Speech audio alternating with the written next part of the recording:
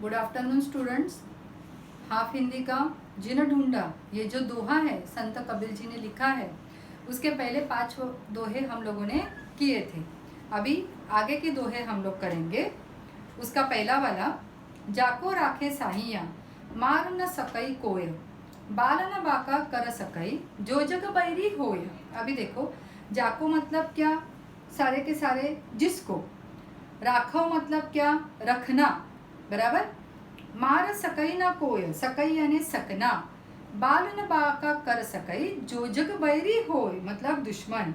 कबीर जी कहते हैं कि जिसके ऊपर ईश्वर की, साइया मतलब ईश्वर की कृपा होती है, मार सकई ना कोय मतलब उसे कोई मार नहीं सकता, बाल न बाका कर सकई मतलब क्या है, यदि पूरा संसार भी उसका दुश्मन बन जाता है तो उसका बाल भी बाका कोई नहीं कर सकता है। जो जगह बैरी होय, अभी देखो, जो जगह बैरी होय मतलब क्या है, संसार में कोई भी उसका कुछ भी उस आदमी को नुकसान नहीं पहुंचा सकता, लेकिन बोलते समय वो पहले बोलना पड़ता है और बाद में दूसरा बोलना पड़ता है। देखो, इसका अर्थ क्या है। कबीर जी कहते हैं जिस व्यक्ति पर ईश्वर की कृपा होती है उसे कोई भी हानि नहीं पहुंचा सकता। यदि पूरा संसार भी उस व्यक्ति का दुश्मन बन जाता है फिर भी उसका बाल तक कोई बाका नहीं कर सकता। अभी ये मुहावरा है, बाल न बाका होय मतलब क्या है, कुछ न बिगड़ना। समझ में आया। आगे, नैनो अंतर आवतु, नैन झापी तो ही लेव, नामे देखो और को, ना तो ही देखन देव। अभी यहाँ पे कबीर जी क्या कहते हैं, देखो, हे प्रभु, नैनो अंतर आवतु मतलब क्या है, नैनो मतलब आँख, अंतर आवतु मतलब मेरे आंखों में तू क्या हो जा, समा जा। नैनन झापी तो ही ले, और जैसे ही तू मेरे नैनों में बस जाएगा मैं मेरी नैन क्या कर लूंगा, बंद कर लूंगा। झापी ले वो मतलब क्या, मैं मेरी नैन की जो ऊपर की पंखुड़ी है वो क्या कर लूंगा, बंद कर लूंगा। नामे देखो और को, और जिस तरह से मेरे नयन बंद होंगे तो ना मैं किसी को देख पाऊंगा, ना तो ही देखन देव मतलब क्या, तू जो मेरे आंखों में है उसे भी मैं किसी दूसरे को देखने नहीं दूंगा। समझ में आया। देखो, अर्थ को समझो, बायहार्ट करने से अच्छा है कि समझो उसको। देखो, नैनो अंतर आवतु मतलब क्या है, तू मेरे आंखों में आकर क्या कर जा, बस जा। नैना झापी तो ही लेव, तो क्या होगा, तो तू जैसे ही मेरे आंखों में आ जाएगा मैं अपनी आंखें तुरंत बंद कर लूंगा। नामे देखो और को मतलब क्या है, न तो मैं किसी और को देखूंगा, ना तो ही देखने देव, न तुझे किसी और को देखने दूंगा। समझ में आया। हम लोगों को जैसे 1-2 बार आप पढ़ोगे तो ये जरूर समझ में आ जाएगा। अभी देखो, लाली मेरे लाल की, जित देखो तित लाल, लाली देखन मैं गई, मैं भी हो गई लाल। अभी देखो, लाली मतलब क्या है, महानता, किसकी, लाल यानी ईश्वर की। जिते देखो तित लाल मतलब क्या है, मेरे ईश्वर की महानता इतनी है कि मैं जहां पर भी देखूं वहां पे मुझे मेरे ईश्वर ही दिखाई देते हैं। ऐसे कौन कहता है, संत कबीर जी कहते हैं। लाली देखन मैं गई, मैं भी हो गई लाल, और जैसे ही मैं जब ईश्वर की महानता देखने के लिए गया तो मैं भी क्या हो गया, उसमें विलीन हो गया। समझ में आया। यहाँ पे उन्होंने लाल 2 जगह पे है, बराबर, तो मैं भी हो गई लाल मतलब क्या है, मैं भी ईश्वर में समा गई।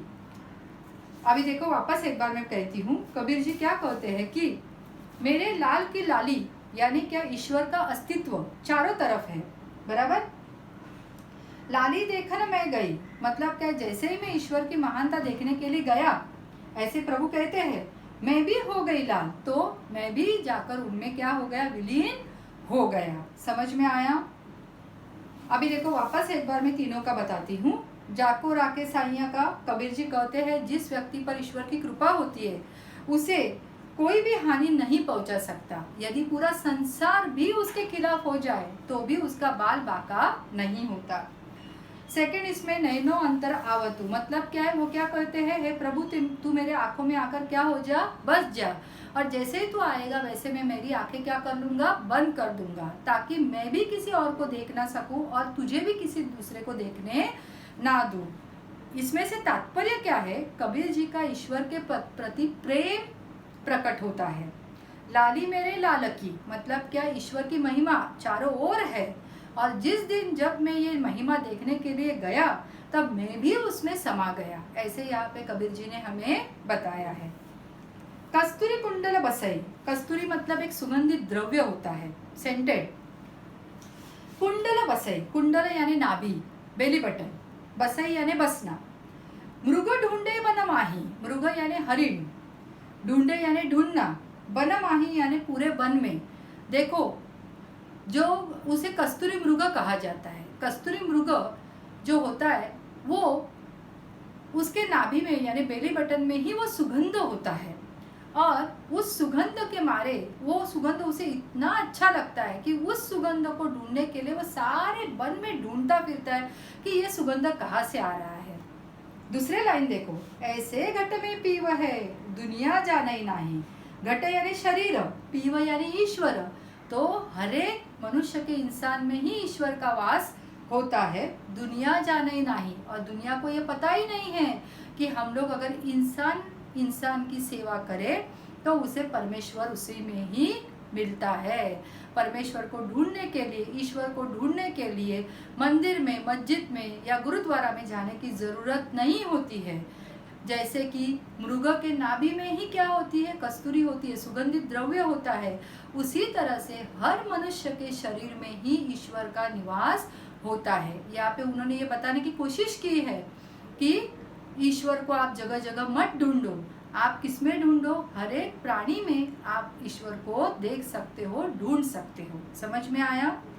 आगे, जिन्हें ढूंढा तिन पाइया। जिन्हें मतलब जिसको, ढूंढा मतलब ढूंढना। तिन पाइया, तिन मतलब क्या है? तीन, पाइया मतलब रत्न, बराबर।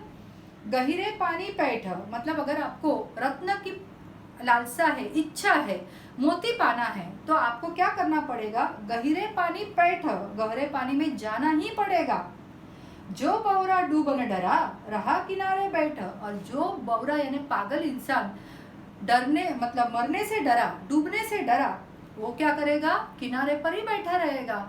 वो उस मोती जो उसको चाहिए उसके लिए वो बहुत गहरे पानी में जाएगा नहीं। देखो कबीर जी क्या कहते हैं यहाँ पे कि अनमोल रत्न पाने के लिए पानी की गहराई में क्या होता है? गोताखोरों को जाना ही पड़ता है, डुबकी लगानी पड़ती है। और जो व्यक्ति डूबने से डरता है वो व्यक्ति किनारे पर बैठा ही रहता है। तात्पर्य क्या है कि हमें हर मुश्किल का, हर चुनौतियों का सामना करने को आना चाहिए। डर के मारे अगर हम लोग बाहर नहीं निकले, घर में ही बैठे रहे, तो हमारा प्रोग्रेस कभी भी नहीं होगा। समझ में आया? अभी यहाँ पे देखो क्या दिया है, एंडिंग वाली दोहे बहुत इजी है। जो तोका काटा बोए, जो तेरे लिए कांटे बोता है, मतलब तुम्हारे लिए बहुत ही खराब इच्छा मन से व्यक्त करता है, तो ही बो तू फूल, लेकिन तू उसके लिए क्या कर? फूल बोना है आपको, मतलब क्या? उसके लिए अच्छी कामना करनी है। तो ही फूलों को फूल है, बाको है तिरसूल, तो ही क्या होगा? तो ही तेरे को फूलों की ही सुगंध मिलेगी। और उसने क्या किया है? कांटे बोए हैं, तो उसको क्या होगा? कार्टून जैसा ही परिणाम मिलेगा। तिरसूल मतलब हम लोग बोलते हैं ना, भगवान शंकर के हाथ में त्रिशूल होता है, तो वो कैसे होता है? जो चुभता है अपने को। उसी तरह से बुरा इंसान जो बुराइयां करता है उसका फल उसे बुरे तरीके से कभी ना कभी तो मिल ही जाता है। और हम लोग जब किसी के साथ अच्छाई से पेश आते हैं तो हमें अच्छाई का फल अवश्य मिलता है। समझ में आया? अभी ये सारे तुम लोगों को दोहे मैंने समझाए हैं, आप कम से कम इसको 2 बार सुनो तो ही आप लोगों को इसके आंसर्स आएंगे। क्योंकि ये दोहे जो होते हैं ना, वो एसएससी बोर्ड एग्ज़ाम के लिए बहुत ही इम्पोर्टेंट है। इसमें आपको कम से कम 6 मार्क का पूछा ही जाता है।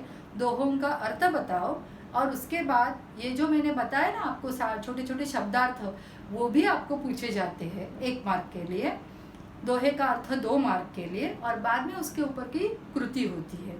समझ में आया? तो दोहे जो है वो आपको बहुत अच्छे से करने हैं। Okay, thank you.